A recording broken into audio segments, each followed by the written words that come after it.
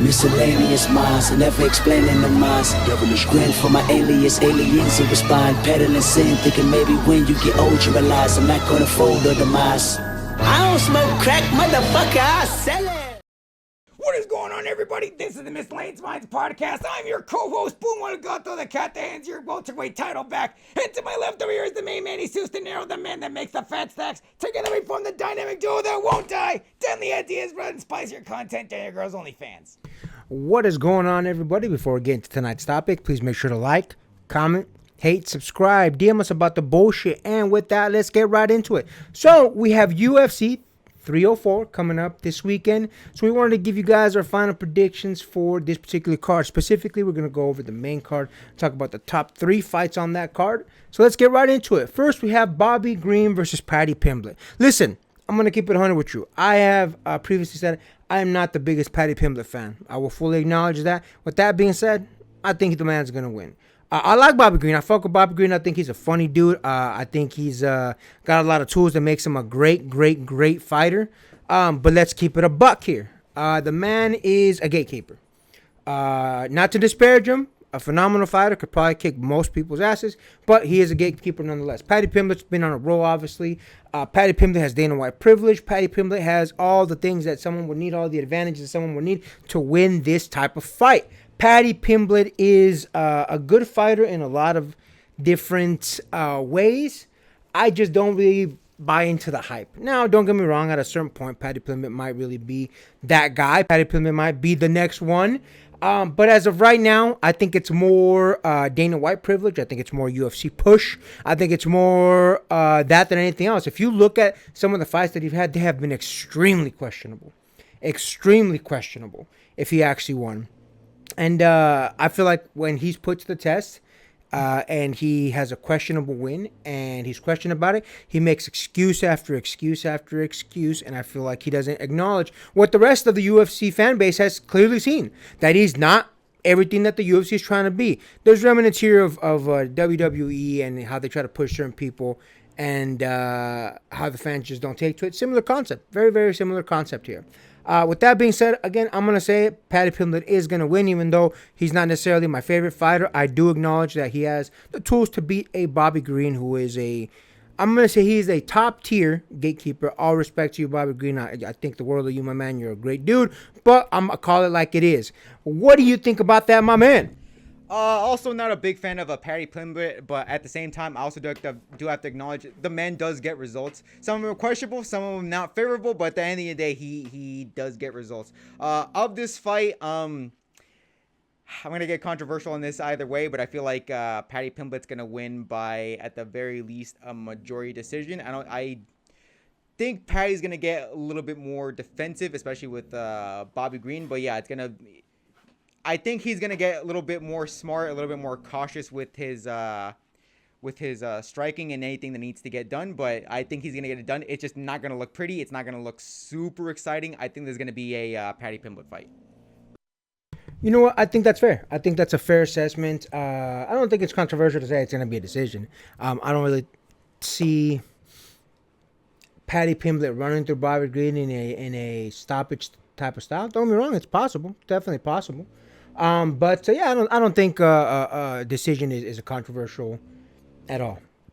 With that being said, let's move on to the next fight. We have Tom Aspinall versus Curtis Blaydes. You know, there was a point where Curtis Blaydes was really destined for greatness. He was destined to hit the top. You know, he was being really touted as the next big thing. And then all of a sudden, bam, the man drops off and has a few losses, and it just becomes, you know, all of a sudden they're not talking about him like they are. Listen, Tom Aspinall, I'll be honest with you. We've said it in a couple of our previous videos.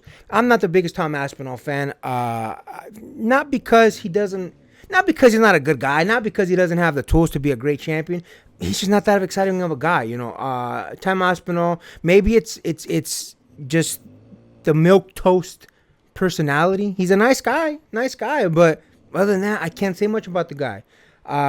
Again, he's a good fighter. He has great tools. He's well-rounded. I do dig his striking, you know, when he implements it well. But other than that, man, I can't say too much about him. He's not really a standout champion. And I think that's part of the reason why a lot of these guys kind of fall off to the wayside, just because there's not this one thing where people are like, oh, he's just insanely dominant in this one aspect. I think that's at Tom Aspinall. He's great. He's a good fighter. But is he phenomenal in any one category? I definitely don't think so. With that being said, I do think Tom Aspinall is going to take this W. I do see it coming either way. I could see it going decision or stoppage. I'll be honest with you. I'm going to lean towards stoppage. The reason I say that is because it seems like Curtis Blade has been kind of falling off. It kind of seems like his heart's not in it like it used to be.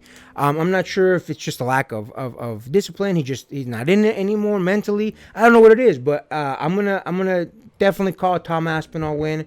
Mostly because it just kind of doesn't feel like Curtis Blades is not really in it anymore.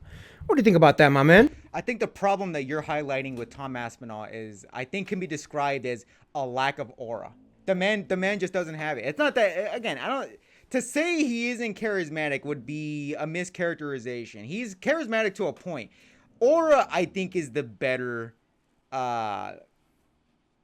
term for it, because again, when they're like his fights, they're not really stand out. They're kind of by the numbers. And again, this isn't to knock on his performance. His performance is fine as a fighter is fine. He got TKO'd his last fight win, and I think 2 KOs before that one. So it's not, again, we're not saying it's like he's boring as a fighter. It's just they're not really hidden that much. Like, I can't explain it, but the only thing I can explain is, yeah, it's a lack of aura. Like, there's nothing super magnetizing about him. That being said, I do think there's also going to be another exhibition by Tom Aspinall. I think he is going to get, I'm going to say TKO round 4 win over Curtis Blades. The interim title is going to stay around, I'm going to say stay around his waist, but there's no belt around him. So, I mean, technically he's going to stay champion basically at the end of this fight is what I'm trying to say. I mean, I'll be honest with you. I don't think that there's been an interview, and again, no disrespect to Tom Aspinall, where it seemed like he's charismatic, as you would say. I agree he has a lack of aura. There's lots of fighters that have an aura, and some of them, here's the thing, here's the problem with it. There's even fighters that have aura that don't even speak English. Spider Anderson, a lot of aura. Barely spoke any English. Chama, who doesn't fuck with Chama? I mean, a lot of aura, doesn't even speak any English. So I think Tom Aspinall, I don't think he has charisma. No disrespect. I'm sure to some people he probably does. He just, I don't know, he needs to find that spark, man. He needs to find that thing that just sets him apart. He needs just such a dominant win, such a dominant performance. And then once he gets that, speak on it, my man. Speak on it. Put yourself out there. That being said, let's move on to the final fight. Leon Edwards versus Bilal Muhammad. You know, here's the thing. I'll be honest with you. I actually thought that after their first fight between Leon Edwards and Kamaru Usman, I thought Kamaru Usman was going to pick up his title. And here's the thing. In their second fight, Kamaru Usman made it a much, much closer fight, but Leon Edwards ended up taking the title. Good on him. Fair enough. I will give the man his due respect because I did think the world of Kamaru Usman.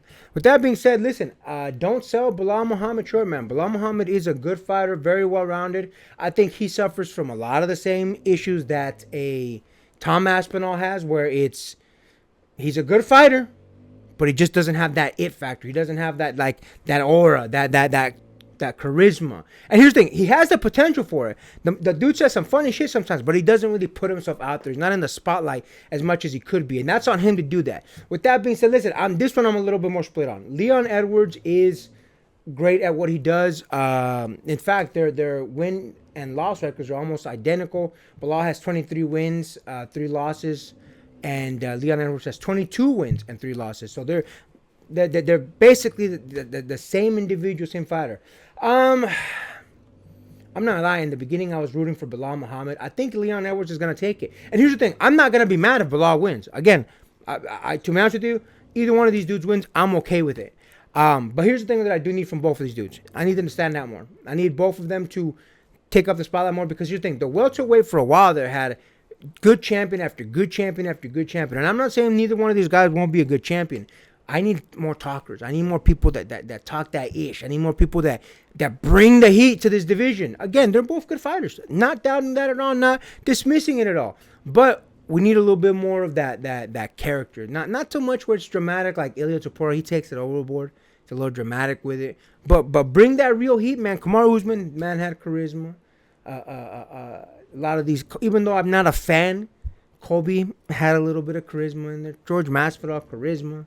A lot of these people, great charisma. Bring it with you. And again, some of these people that I've listed, I'm not even a fan of. But I acknowledge the charisma because we're the fairest channel out there. What do you think about that, my man? Who do you think got this win in this particular fight? I think to build on your point, I think it is a bit of a shame that because it seems like both of these gentlemen don't really have that much as far as aura goes. Again, it's the same thing as the Tom Aspinall situation, which again, I feel like that leads to people sleeping on both of their abilities in the ring. Yep. For Bilal Muhammad and Leon Edwards. To be honest, I've ever since the Kamaru Usman fight, I actually been tuning into Leon Edwards fights a lot more, and there's a lot of like latent skill there that I think people sleep on just because they think his fights are boring, and they think by extension Leon Edwards himself is kind of boring. And I'll agree to an extent. He's not a super standout person. He's not super charismatic or anything like that.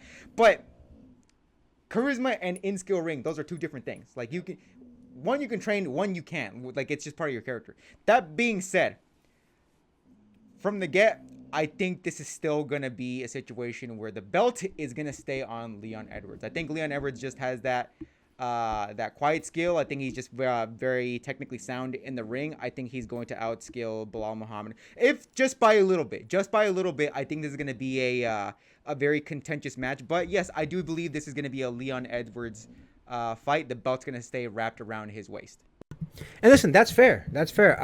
To be honest with you, I kind of agree. I think Leon Edwards has just a little bit more skill than does a Bilal Muhammad. And again, listen, I wouldn't be surprised if Bilal Muhammad takes the title either. Again, I'm about 50-50 on this fight. I think they both demonstrate a lot of skills. The only reason I'm going to give it a little bit more towards Leon is because Leon did take the belt beat him twice off of the guy that was basically about to lap the division.